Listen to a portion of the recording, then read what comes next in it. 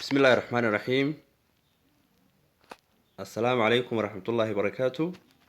ardayda kusoo dhawaada kuliyadda caafimaadka Rift Valley Medical College.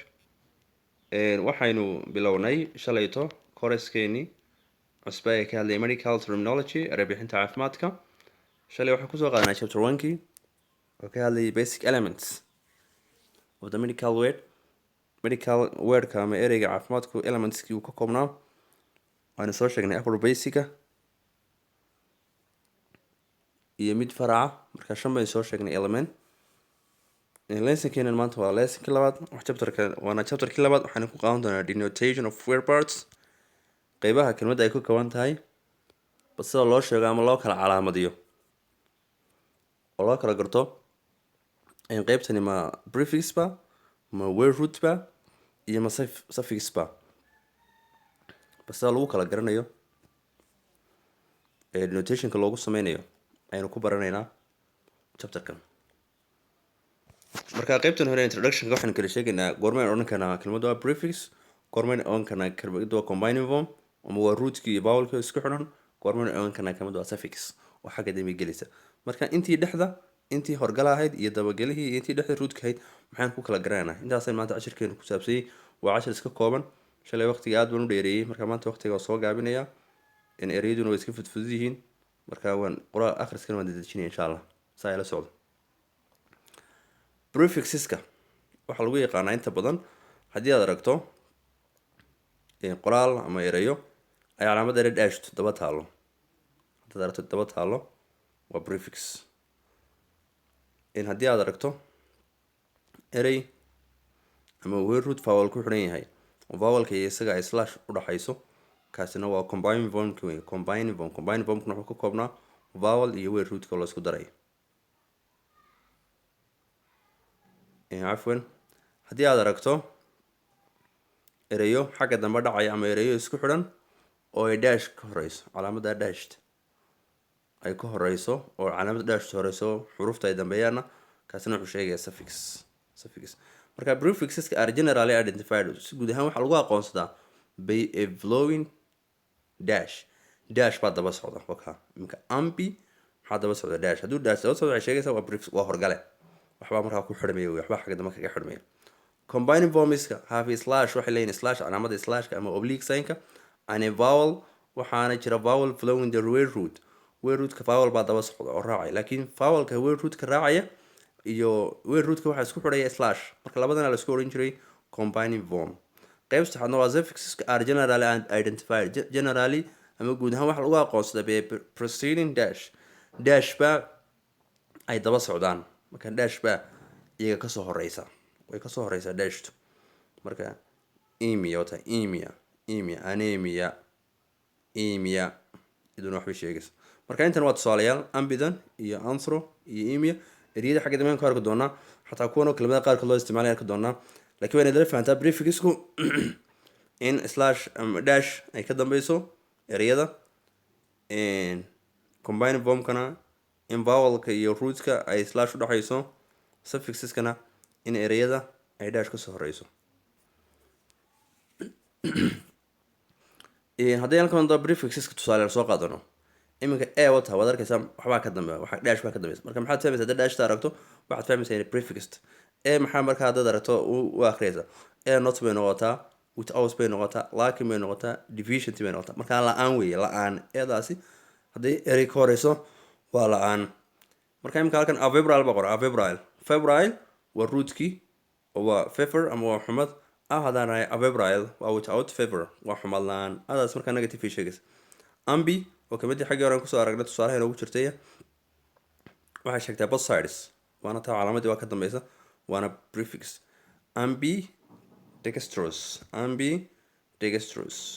marka ereyga dextrous ayay daba socotaa ambi dextrous bay daba socotaa marka ambi waa both sides marka dextrous oo ah in qofku uu wax awoodo ama wax qaban karo marka able waxa awood u leeyahay to perform inuu qabto manual skills waxyaabaha manualka skillska gacmaha laga qabto with both hands labada gacmood uu ku qaban karaa waa qof labadiisa gacmood bay awood leeyihiin dee dadkeenu way leeyihin labada gacmood ba awood oo shaqo weyn qaban kara, laakiin tusaale ahaan haddaan tusaale soo qabano dadka ay dhib tahay inay wada qabtaan in qofka labada gacmood wax ku qoro, in labada gacmood wax ku qortaa awood uma wada lihid. midigtaad wax ku qori karta okay, laakiin bidix wax kuma qori karta. laakiin waxaa laga boqolkii qof hal qof ayaa labada gacmood waa isticmaali kara. marka dalka taga dadka left handedka ah, qofkan caadiga ah ee labadiis gacmood adeegsan kara ee labadiis gacmood balancerka ay yihiin waxaa la dhahdaa boqolkiiba hal baan. marka ambidextrous, marka ambi waa both sides, waa laba dhinac, laba gacmood buu ku qori kara. hemi oo iyaduna half sheegaysa ama one half. iminka hemiplegia, ereyga plegia waa paralyze wey, dhinac qalal waa qalal weeyaan. marka hemi haddii la raaciyo waa dhinac qalal, hemi waa half, dhinac baa qalay jirka. paralysis waxaa qalal ku yimi of one side of the body, qeyb jirka ka mid a. haddana dis idoo bad way ama waa difficult ama waa abnormal ama waa incomplete. haddaa rata dysfunction shaqo xumo, haddaa rata dysmenorrhea muxuu ahayey gabadha marka xilliga caadada xanuun ku yimaado ama ku adkaata. dyspnea oo halka inooga qoran oo labored breathing ama difficult in breathing. marka dis maxay sheegaysa waa bad bay sheegaysa ama difficult ama abnormal ama incomplete waayahay. marka dyspnea wataa dis labored breathing, ibniyadaas oo sheegaysa breathingka, iyo dista oo difficult, marka difficult breathing weeye. ectob halka inooga qoran iyaduna waad arkaysa calaamadii waa ka dambeysa, waxay sheegaysaa outer ama outside. ectopic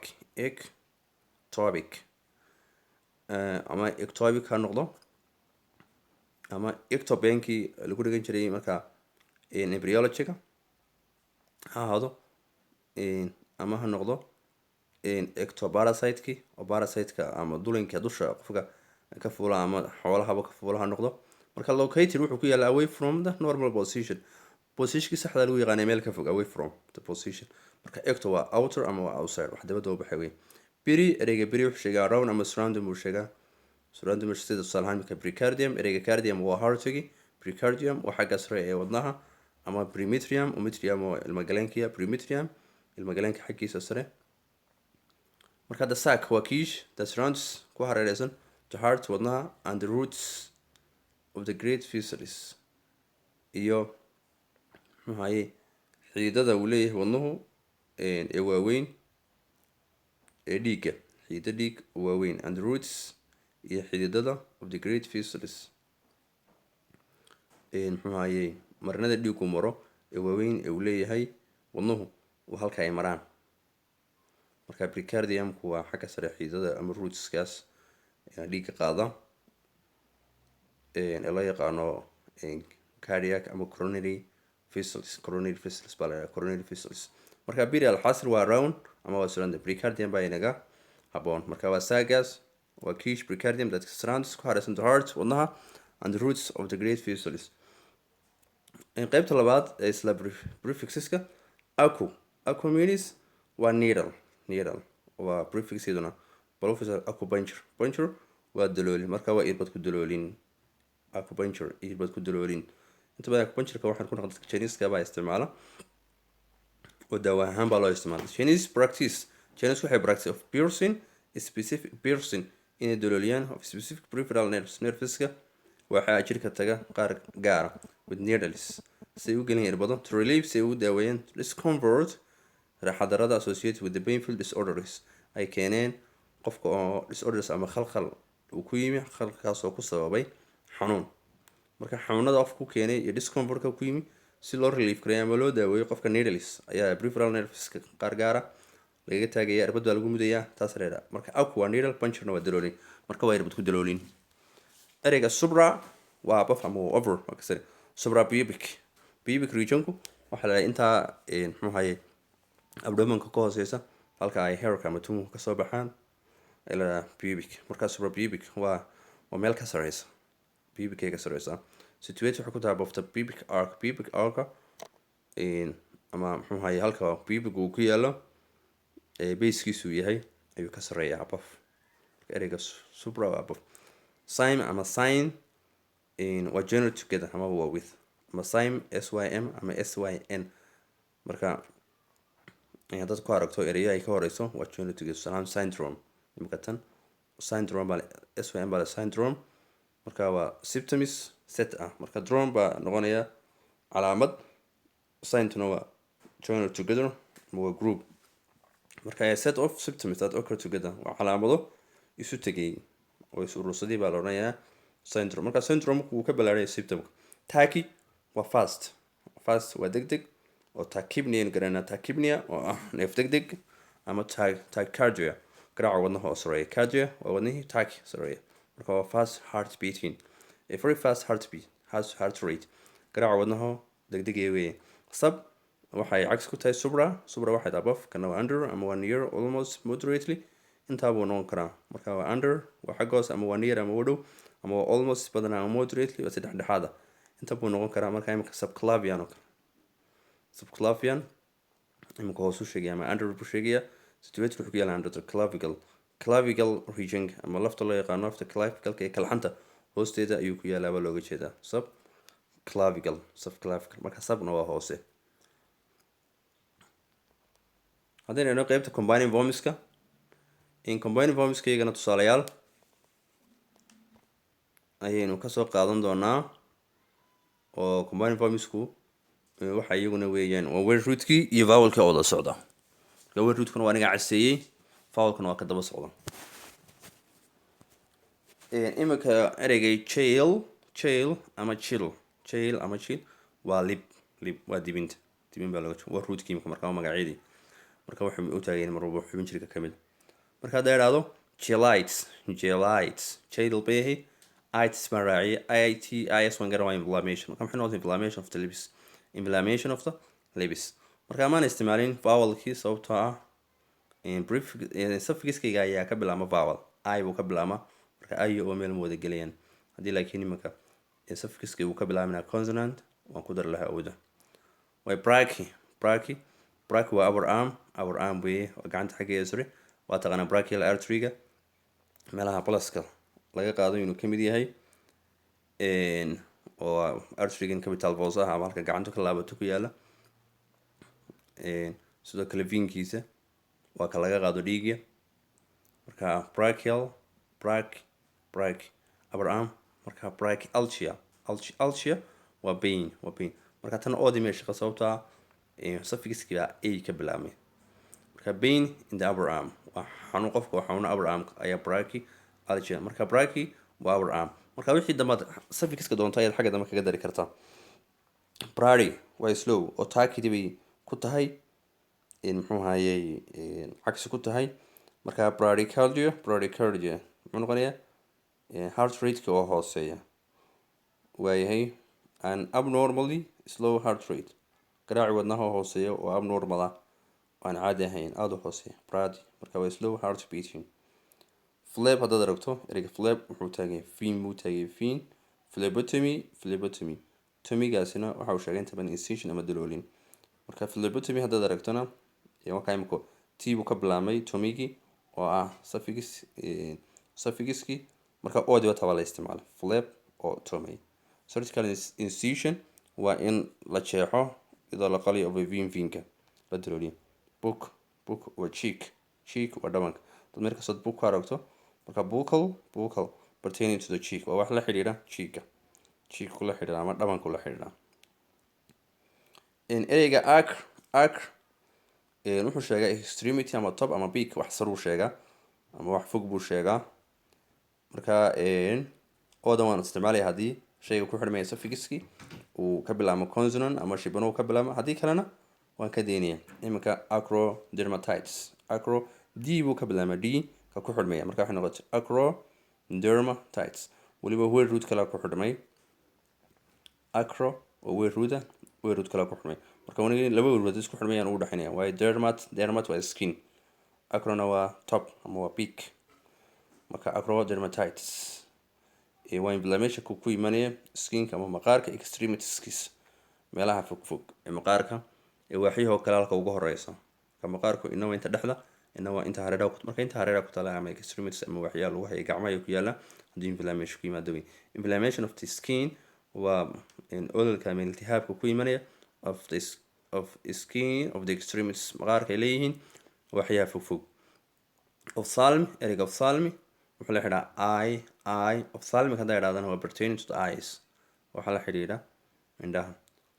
dibble diplo dan ooda raaciyana diplo waa dhamal mar walba, ama waa twin ama waa twice, waa dhamal waa laba.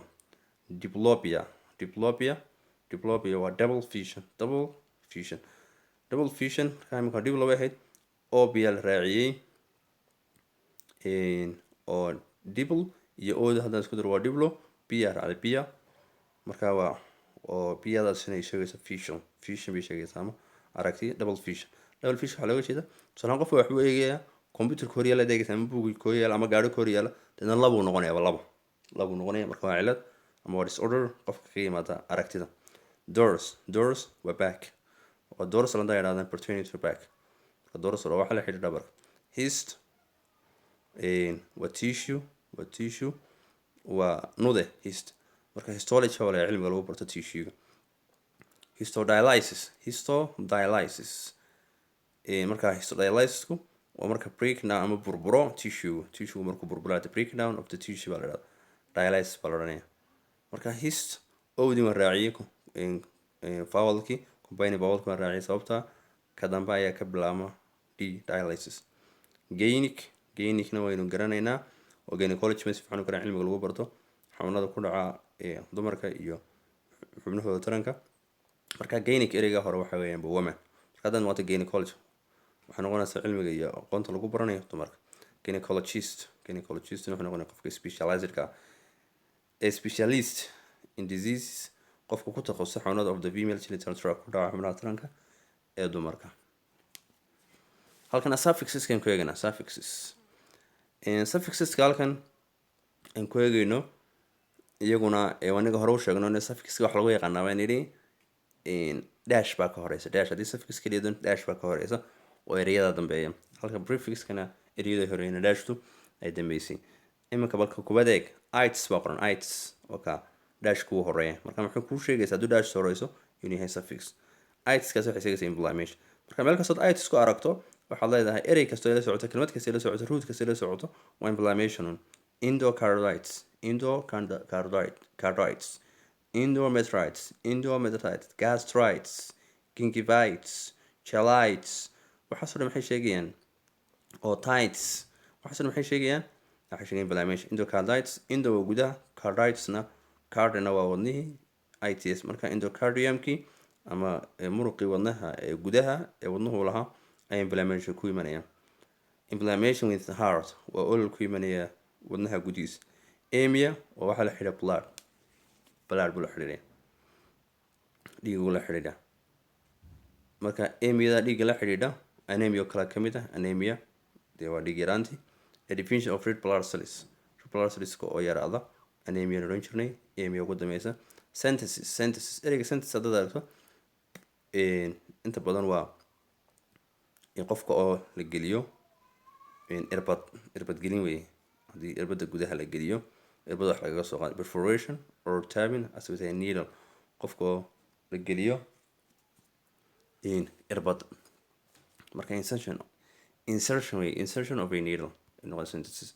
waxaa kamid ah abdominocentesis, marka qofka abdominka ayaa laga gelinaya irbada inta badan markaa waxaa lagaga soo qaaday fluid iyo xubin noocaas. or surgical puncture waa duloonin qofka iyadoo la qalay la dulooninayo of the abdominal cavity ila abdominocentesis. ectasia waa dilation ama waa enlargement ku yimaada xubin jirka kamid ah ectasia. marka ectasiadaasi xubin kasta raaci kartaa, hebectasia, gastroctasia, marka xubin kastay raacdo waa xubintu dilation ku imanayo.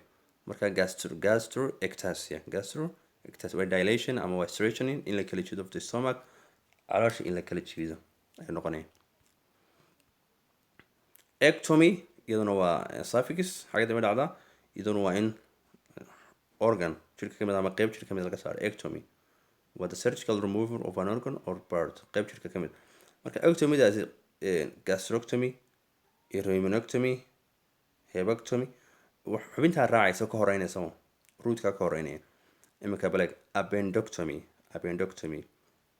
waa qofka appendixka, ectomydaas waa ka saarid, appendin waa appendix ama waa qabsinkii, marka qofka qabsinka laga saaro surgical removal of the appendix bay noqonaysa. qabsinka waa surgical removal qofka qalin lagu sameeyo laga saarayo of the appendix lysis, waa destruction ama waa burburin.